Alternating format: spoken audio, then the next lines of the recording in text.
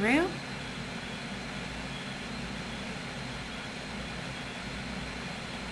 And then another 11-0. Oops. Go back towards the beads that you just strung.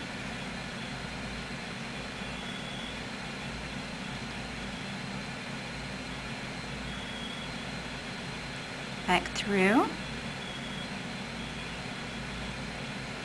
And again, as I said, you want to make sure that stays on top until you pull it through.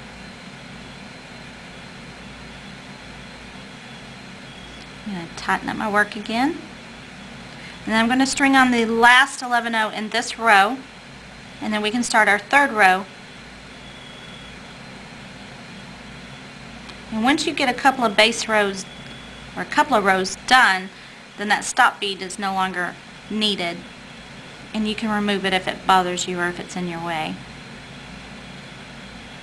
But now at this point, my work is nice and tight, and you can see it's starting to take form here. So then again, all we're going to do is pick up an 11-0, and I'm going to go ahead and flip my work over. I've got my 11-0 strung. I'm going to run my needle back through.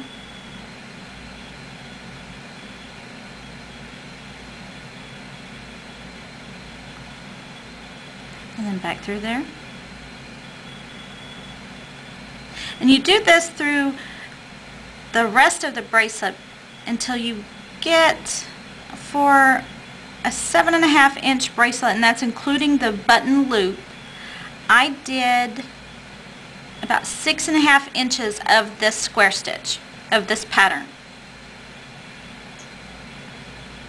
And then when I added the button and the loop, it will fit about a 7.5-inch wrist. Woven works generally fits a little snugger than regular straight beading work.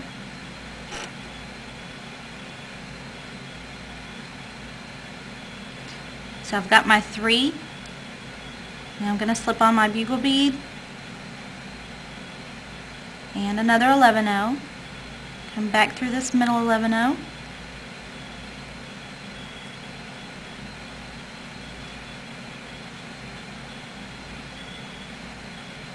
And when I started off a bracelet, I use as much fire line as I am comfortable with, and that is approximately 3 feet. And if you want to use more, you may. I try not to have to tie in as much as possible. You will have to tie in a new thread, and I will show you how to tie in a thread. So I usually have to tie in at least 2 or 3 times. Okay, now that I am just about 1 inch from the end of my bracelet, and I'm going to finish this row. I only have like 2 more beads to put on, to stitch in. I'm going to show you how to add on a thread, because this thread is getting too short for me to complete the bracelet. And as I said earlier, you may have to tie in 2 or 3 times, just depending on how much of the fire line you like to work with. And I start with at least 1 yard, but you will have to tie in. Okay, so now that I've completed this row, all I'm going to do is I'm going to stitch back down into the second row,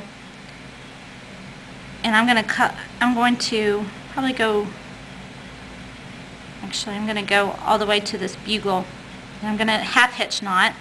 I'm just bringing it across. It's not necessary to do a square stitch back through it. But now to do a half hitch knot,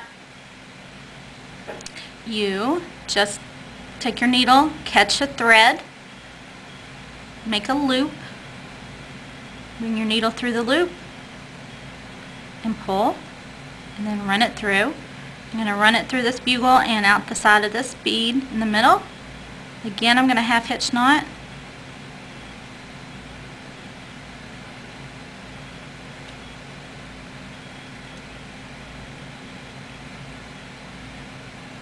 And I'm going to go ahead and bring it all the way through the end here.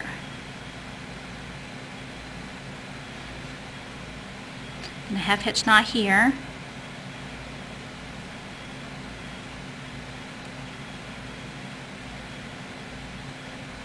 And the end. And then I'm going to use my snips to get rid of this thread, and then I'll be able to show you how to add a thread. Okay, now that I've rethreaded my needle, I'm going to bring the needle through pretty much like I did when I was exiting. I'm going to bring them through these 3 beads here. And in this case, your tail's not that important, but you want to leave some to hang on to while you knot it. So I'm going to go ahead and do a half hitch knot right here. And this will slip if you don't grab this tail when you pull. And it really doesn't catch until maybe you make another knot. So just kind of, you want to knot it. Bring it through.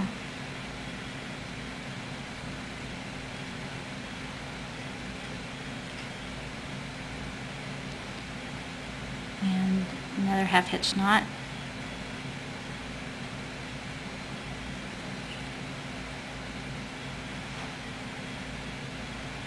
And these knots are concealed within the bead, so you don't ever see this.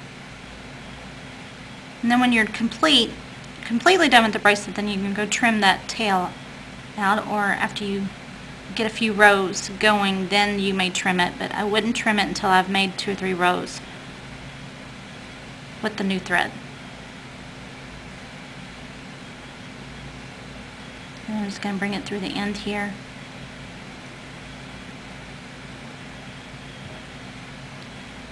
And I'm going to work my thread back through until I reach the end here. And you may half hitch knot a couple more times if you like, just for good measure.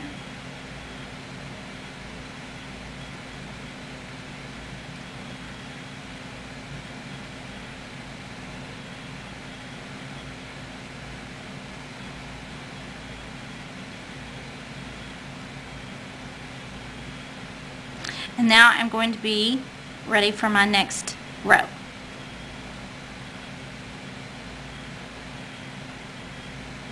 I just want to bring it down so it comes out the right way.